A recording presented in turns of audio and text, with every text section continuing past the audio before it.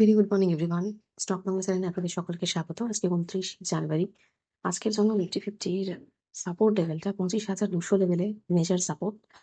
আর তার নিচে না হলে 25,000 একটা ভালো মতো সাপোর্ট লেভেল রয়েছে। উপরে দিকে 25,400, 500 এটা রেজিস্ট্যান্স লেভেল। ব্যাংক নিফটির জন্য 59,300 এটা সাপোর্ট লেভেল রয়েছে। আর উপরের দিকে 59,700 রেজিস্ট্যান্স। সেন্সেক্স এর ক্ষেত্রে 81,850, 800 এটা সাপোর্ট লেভেল। আর উপরের দিকে 82,400, 500 এটা রয়েছে রেজিস্ট্যান্স লেভেল। গিফট নিফটি আজকে ফ্ল্যাট টু নেগেটিভ ওপেনিং এর সিগন্যাল দিচ্ছে। গ্লোবাল মার্কেটে সেরকম কোনো মুভমেন্ট নেই। ফেডের রেট কাটের একটা বিষয় ছিল, যা রেট আগে ছিল সেটাই রয়েছে, তাই জন্য মার্কেটে সেভাবে কোনো মুভমেন্ট নেই। 3.75% রেট রয়েছে, একই রেট। এবার আমাদের ইন্ডিয়ান মার্কেটে আজকে দেখা যাক কিরকম কি মুভমেন্ট দেয়। আম, যে কোম্পানিগুলো আজকে ফোকাসে রাখার কথা সেটা হচ্ছে এশিয়ান পেইন্টস ফার্স্টে। কারণ আগের দিনও পড়েছিল, মানে অনেক দুদিন ধরে পড়ে যাচ্ছে। আগের দিনে আমরা 7% আরো পড়তে দেখলাম Q3 রেজাল্টের জন্য। প্লাস ডিম্যান্ড, সেখানেও ব্রোকারেজ এক্সপেক্ট করছে যে ডিলে থাকবে ডিম্যান্ড, মানে অতটা ডিম্যান্ড হচ্ছে না। তো এশিয়ান পেইন্টস এর সাথে সাথে পেইন্টের যে পিয়ার কোম্পানিগুলো আছে সেগুলোকে ফোকাসে রাখবেন। এছাড়া কেইনেস টেকনোলজি ফোকাসে থাকছে। সুজলু এনার্জি 3% আগের দিন র্যালি দিল, কারণ 248 প্রায় 49 মেগাওয়াটের একটা উইন্ড অর্ডার পেয়েছে আর্সেলার মিত্তাল থেকে। স্বাভাবিক, একটা ভালো, খুবই ভালো অর্ডার সুজলু এনার্জির জন্য। তো ফোকাসে রাখতে পারেন ফিউচারের জন্য। আদানি গ্রুপ ফোকাসে থাকছে। এছাড়া আরভিএনএল এর শেয়ারকে আমরা 4% উপরে যেতে দেখলাম, 242 কোটির অর্ডার পেয়েছে সাউথ সেন্ট্রাল রেলওয়ে থেকে, সেটাও ফোকাসে থাকছে। তার সঙ্গে সঙ্গে আইআরএফসি ফোকাসে থাকবে। এছাড়া ডিফেন্স সেক্টর আগের দিন ভীষণ ভালো একটা পারফর্ম করেছিল। তার কারণ 1 ফেব্রুয়ারি আমরা বাজেট দেখতে পাচ্ছি, এবং এই বাজেটে ডিফেন্স সেক্টরের আরো কিছু মানে ভালো রকম ইনভেস্টমেন্ট হওয়ার একটা মানে আশা তো রয়েছে। তো সেই জন্য আমরা ডিফেন্সের প্রত্যেকটা যে স্টক রয়েছে, গার্ডেনরিচ শিপবিল্ডার ধরে নিন, কোচিন ধরে নিন, মাসাগাও ডকশিপ ধরে নিন, বিইএল ধরে নিন, এইচএল ধরে নিন, এইগুলোর বেশ ভালো রকম আমরা মুভমেন্ট দেখতে পাচ্ছি। পারফরমেন্স খুব ভালো।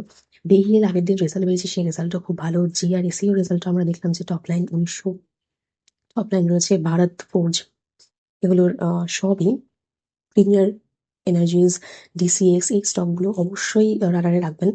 মানে ফার্স্ট ওয়েভের বাজেটটা যে হবে, কোনটা কি হয় না হয়, সেটা মানে অনেকটা ইম্প্যাক্ট করবে এই ডিফেন্সের স্টকগুলোকে। ভালো হবে সেটাই তো আশা। দেখা যাক। এছাড়া ইউ এর সঙ্গে আমরা যে ফ্রি ট্রেড এগ্রিমেন্টটা হলো, সের জন্য অনেক প্রজেক্ট আমরা ফিউচারে আর কি পাবো। তো ডিফেন্সের স্টকগুলোকে ভালো করে আর কি ফোকাসে রাখবেন। এছাড়া ফার্স্ট ওয়েভে ক্যাপিটাল গেইন ট্যাক্স নিয়ে কিছু থাকলেও থাকতে পারে। সেটা যদি থাকে, এফআইআই তাহলে নতুন করে বাইং স্টার্ট করতে পারে। অলরেডি আমরা 480 কোটির একটা বাইং দেখেছি, যদিও কিছুই না, মানে এতদিন ধরে সেলিং করে মাত্র এই কটা টাকার বাইংয়ে কিছু এসে যায় না। তার মানে কি আবার ফেরত এসছে যে কন্টিনিউ বাইং করবে, সেরকম কোনো ব্যাপার নয়। কিন্তু বাজেটে ক্যাপিটাল গেইন ট্যাক্স নিয়ে যদি কিছু ঘোষণা থাকে এবং সেটা যদি পজিটিভ ভাবে এফেক্ট করে এফআইআই দের, তাহলে অবশ্যই বাইং স্টার্ট হতে পারে। সেক্ষেত্রে ইন্ডিয়ান মার্কেটের জন্য একটা গুড নিউজ থাকবে। এখানে এবিপি ইন্ডিয়াকে আমরা দেখছি টিটাগড় রেলের সাথে পার্টনার করছে ড্রাইভারলেস যে মেট্রো রয়েছে তার টেকনোলজির জন্য। পেট্রোনেট এলএনজি আমরা দেখছি যে গ্যাস এগ্রিমেন্ট সাইন করেছে ওএনজিসি আর মহানগর গ্যাসের সাথে। তো এগুলো ফোকাসে রাখবেন অবশ্যই।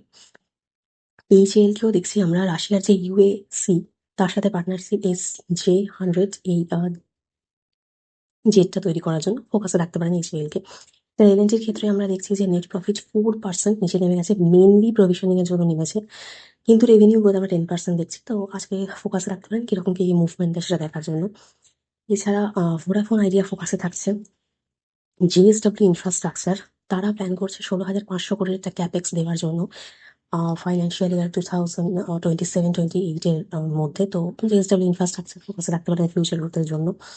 এছাড়া যে এমআইসি ইলেকট্রনিক্স রয়েছে, তাদেরও শেয়ার আমরা দেখলাম যে 10% আপার সার্কিট পড়েছে, কারণ 114 কোটি টাকা অর্ডার পেয়েছে। ফোকাসে রাখতে পারেন আজকে কিরকম মুভমেন্ট দেয় সেটা দেখার জন্য।